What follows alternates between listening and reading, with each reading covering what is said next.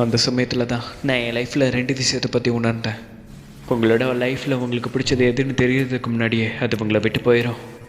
அதோட அதை இழக்கிறது தான் இருக்கிற எல்லாத்துலேயும் ஈஸியான விஷயமும் கூட.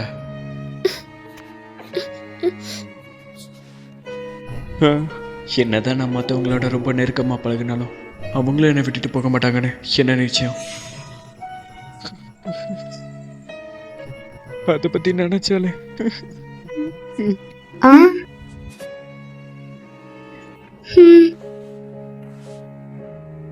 கவலைப்படாத, நான் எங்கேயும் போக மாட்டேன்.